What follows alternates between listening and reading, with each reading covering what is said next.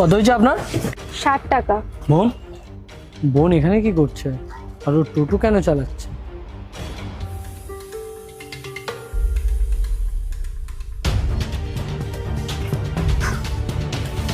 জানেন 60 টাকা ভাড়া হয়েছে, 100 টাকা দিচ্ছেন, খুচরো হবে আপনার কাছে? আমার কাছে তো খুচরো নেই, আপনার কাছে আছে কি দেখুন। আচ্ছা ঠিক আছে, দেখছি। আচ্ছা দিদি, যদি কিছু মনে না করেন তাহলে একটা কথা জিজ্ঞাসা করতে পারি? হ্যাঁ বলুন। আপনার এই মুখে হাতে এই দাগগুলো কি করে হয়েছে?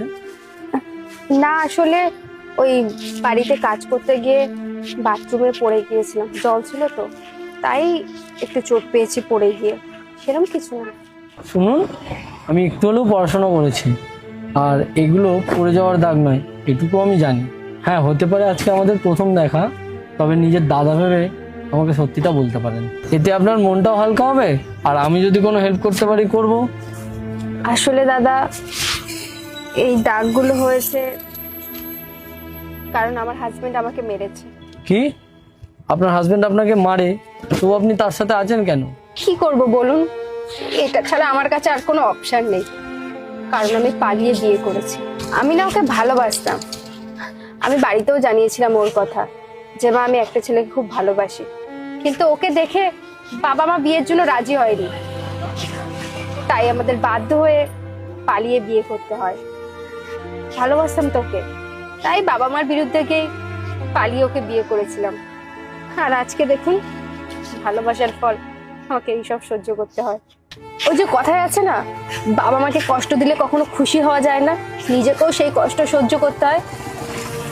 আমি ওই সেই কষ্টই পাচ্ছি, বাবা মাকে কাঁদিয়েছিলাম তো, মারছেও আমাকে, আর আমি মার খাচ্ছি।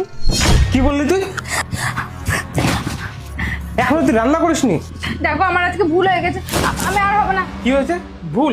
দাঁড়ান, তোর দেখাচ্ছি মজা, তোর আমি আজকে দেখাচ্ছি কি। আমি কালকে টাইম মতো রান্না করে দেবো, মেরে নাও আগে। তোর রান্না এখনো হয়নি? সেই 12টা বাজে গেল, এখন তোর রান্না হয়নি? দেখুন দিদি, আমার মনে হয় আপনার হাজবেন্ড যদি আপনাকে টর্চার করে তাহলে আপনি আপনার বাবার বাড়িতে চলে যান। না না, এইটা সম্ভব না, আমি কোন মুখে ওনাদের কাছে ফিরে যাব বলুন? এমনিতেও আমার বাবা মা আমার জন্য অনেক অপমানিত হয়েছে, তাদের অনেক সম্মানও নষ্ট হয়েছে, আমি আর আলাদা করে বদনাম করাতে চাই না ওনাদের।